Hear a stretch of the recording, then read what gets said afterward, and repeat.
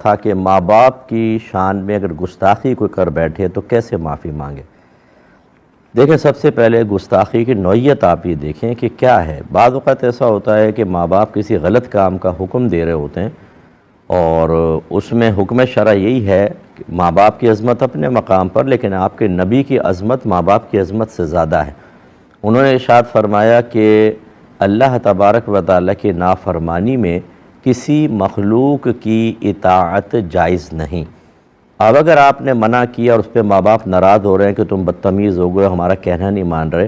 تو پھر آپ کا مطلب زیادہ بحث تو نہ کریں، دائرہ ادب میں رہ کے ہاتھ جوڑ کے کہہ دیں کہ میں آپ کی بے ادبی نہیں کر رہا ہوں، نبی کریم کا ادب کر رہا ہوں،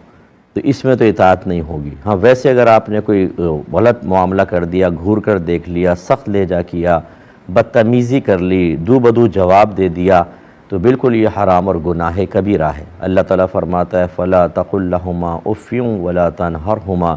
وَقُلْ لَهُمَا قَوْلًا كَرِيمًا، اپنے ماں باپ کو اف بھی مت کہو، ان کو ڈانٹو مت اور ان سے نرمی کے ساتھ بات کرو۔ جتنے بچے مجھے سن رہے ہیں، جو آپ جواب میں اگر آپ گیم کھیل رہے ہوں، والدہ بلائیں، چیخ کر بات کرتے ہیں، لاؤڈلی بولتے ہیں، لہجہ سخت ہوتا ہے،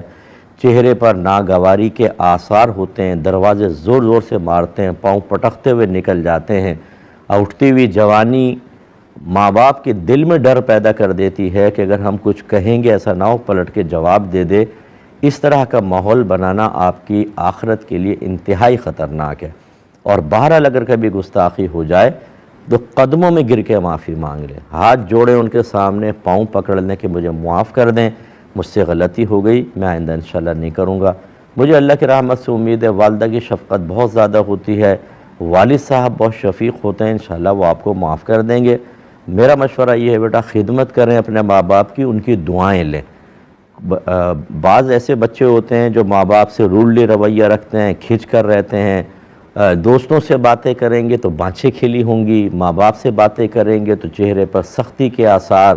اور غصے کی آنکھوں میں غصہ بھرا ہوا، مسکراہٹ غائب۔ پھر اچانک ماں باپ کا انتقال ہو جاتا ہے، پھر وہ چیزیں یاد آتی ہیں کہ ہم نے کس قسم کا رویہ رکھا تھا۔ اور میرے آقا صلی اللہ علیہ وسلم ارشاد فرماتے ہیں کہ بعض گناہ ایسے ہیں کہ اللہ تبارک و تعالیٰ ان کی سزا آخرت میں تو دے گا ہی، لیکن دنیا میں بھی سزا دیتا ہے۔ ان میں ایک فرمایا ماں باپ کی نافرمانی، تو فوراً سے پیشتر آپ معافی مانگے، پاؤں پکڑ کے معافی مانگے، انشاءاللہ وہ معاف کر دیں گے۔ ایک بھائی نے کہا کہ میں عربک جانتا ہوں لیکن قرآن کے بعض الفاظ ایسے ہیں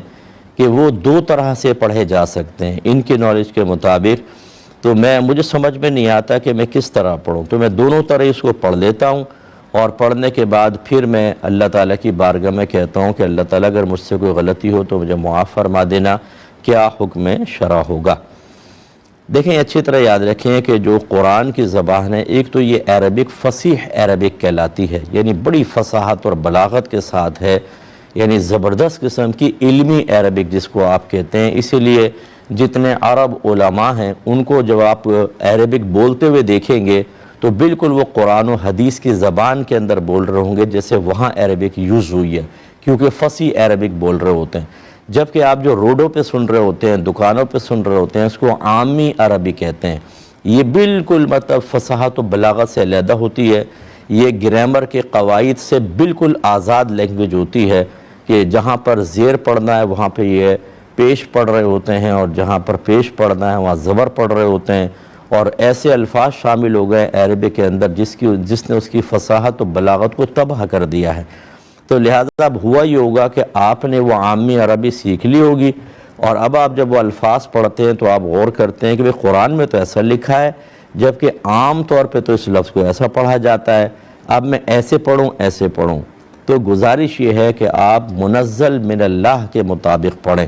منزل نازل کیا گیا من اللہ، اللہ کی طرف سے، جیسا قرآن میں لکھا ہے وہ ہے فصیح عربک، اس کو آپ تبدیل نہیں کر سکتے۔ جیسے بعض جگہ مریم کو مریم کہتے ہیں،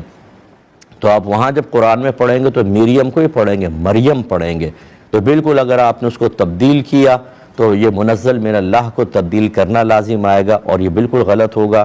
ہرگز ایسا نہ کریں، چاہے آپ کی دانش میں معنی نہ بدل رہے ہوں، لیکن قرآن پاک کے اندر جیسا لفظ استعمال ہوا ویسا ہی آپ کو تلاوت کرنی ہوگی. اس کو اگر آپ تبدیل کریں گے تو یہ گویا کہ قرآن پاک کو یا اس کے الفاظ کو دوسرے الفاظ میں تبدیل کرنا لازم آئے گا، اور یہ آپ کے حق میں بالکل ٹھیک نہیں ہے. تو اللہ کی بارگاہ میں توبہ کریں اور جیسا قرآن میں لکھا ہے آئندہ ویسا ہی پڑھیں.